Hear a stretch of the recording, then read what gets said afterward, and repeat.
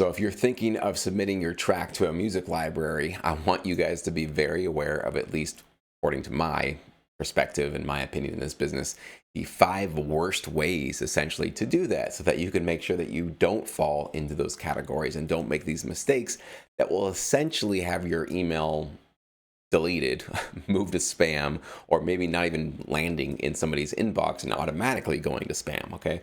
So keep this in mind. Most of this stuff is common sense, but I know that there are many of you that might be brand new to sync licensing, and you probably are wondering what's the best practice in terms of sending an email to a library for the first time. How do I make sure I don't totally piss them off or turn them off within 5 seconds of opening my email? Well, check out these 5 that you definitely don't want to do. I think this will be helpful for you. Okay. Number 5 is sending any email that's longer than a couple of paragraphs. And I don't care if all you're sending them is how much you love them and how you are really impressed with their company and their placements, and you've studied their history and you've watched some interview. I don't care if it's all completely, flattering to them.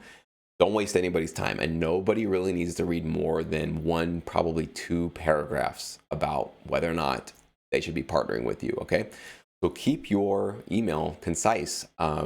I've even received these emails where I'm getting books, like literally books and books and books, pages and pages and pages of people telling me about everything that's happened in their lives, to how they've struggled in their careers and how they've triumphed and then they struggled again. It's like, is this a script or an email? Okay, so I'm just looking I'm not a library, but when I'm receiving an email from somebody, I'm not necessarily asking to learn all about their life story. And a library is not really interested in our life stories and everything, right?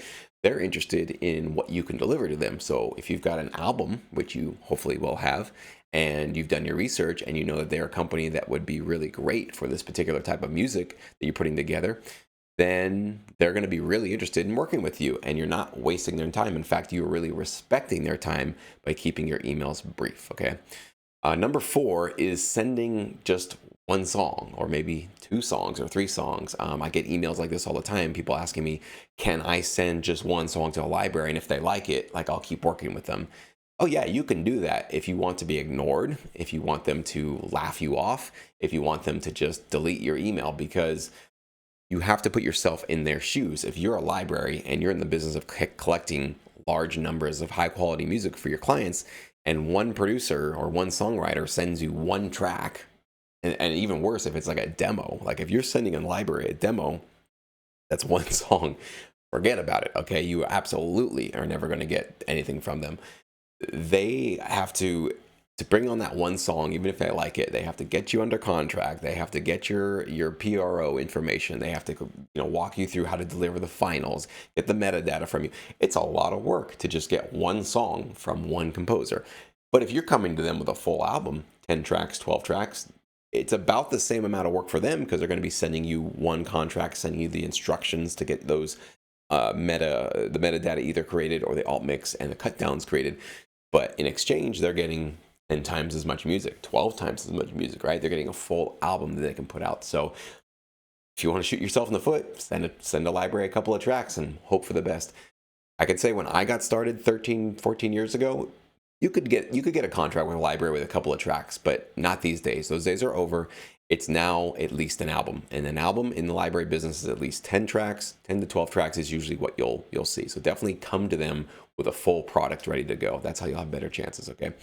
Number 3, asking a library via email to prove their worth to you before you send them music. So I've heard of these stories, believe it or not, that there are composers or producers that are sending emails to libraries saying, well, I have really great music, but I just don't know if you're the right fit for me. Can you sort of win me over and tell me how you're going to be taking my music and how you're going to be treating me and how well you're going to be shopping me and all that kind of stuff? Fastest way into somebody's trash box or spam folder is to make them jump through hoops for you. Tough love, reality check. We're nobody, right? Until we have a name, until we have a relationship, until we have a foothold in this business, to them, you gotta put yourself in their shoes. They're getting, I don't know, dozens at least of submissions a day. And who do they want to deal with, right? Do they want to deal with the producer that just has a library album ready to go? They've done their research. They're giving you a targeted pitch, and they're saying, we love your company. We want to work with you. Or does a library want to work with the guy that's like, Well, I have some music. I don't want to give it to you yet. Why don't you prove to me why I should send it to you?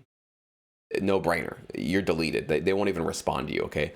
So I know that it'd be great to have that sort of like confidence before you send music to a library to say, hey, are you guys going to be giving me a good shot here? Are you going to be an advocate for me? Or am I going to just sort of sit on the shelf and be ignored and forgotten? I know we'd like to get that, certainty, but you really can't. There's really no way to do that. But what I will say is that when you submit to a library, you can really judge how they're going to treat you based on how they treat you in the first couple of days of your relationship, right?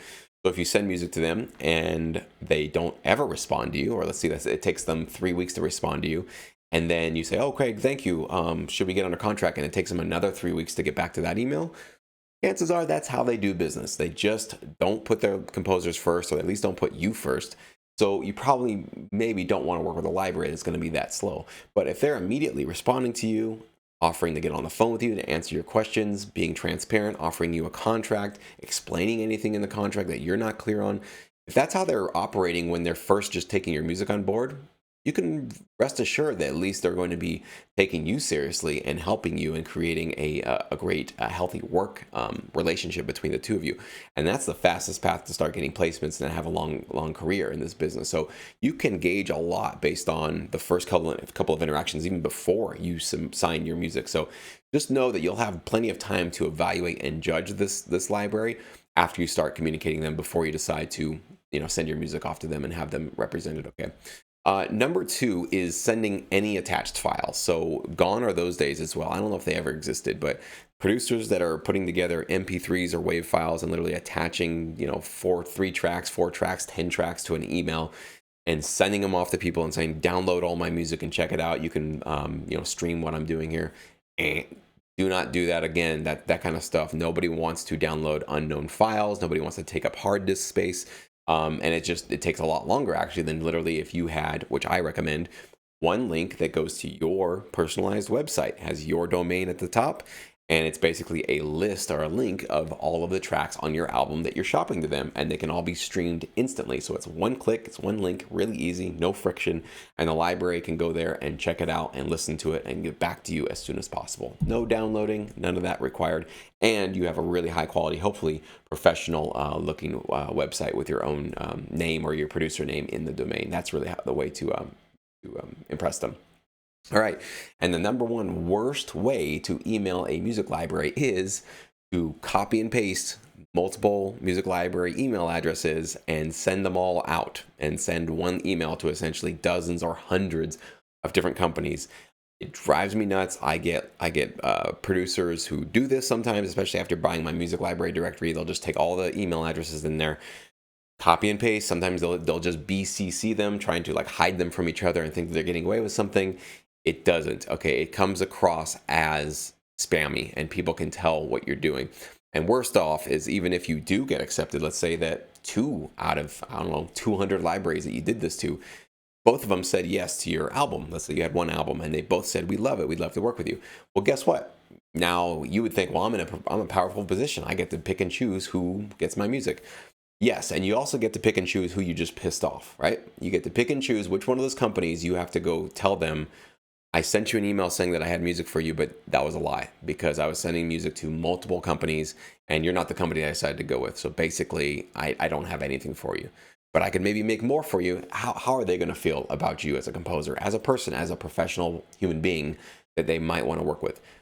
You're probably on a blacklist and you're probably done. And even though there are quite a few music libraries in this business, there's not enough that you can afford to be making enemies on day one. So rather than the lazy man approach by just copying and pasting and spamming a whole bunch of companies and hoping something sticks, do your research. Find one library, look at their catalog, look at their placements, look at their music, and make sure that your tracks really are a good fit for them, and then give them a targeted pitch. If they say no to you, if they don't respond to you, if you get no response, within a week or 2, I'd say is all you really need to wait for.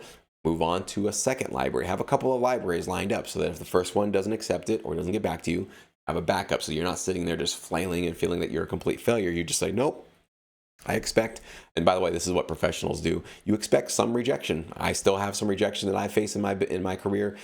Every producer I've ever known that's working in this business has lost a gig, been rejected by a library, didn't get some opportunity. Okay, you have to bake that into your cake. That has to be a part of your process. So just expect that some libraries, and even the ones you really had your heart set on, won't be the one that'll say yes to you. But that's okay. You can still move forward in this business. You can still get great placements. You can still create great, amazing relationships. So move on one library at a time until you find that one that's like, boom, that's my partner. They're the ones that I really want to work with. So anyways, guys, those are my best practices for you for sending emails to libraries. I hope you found this useful.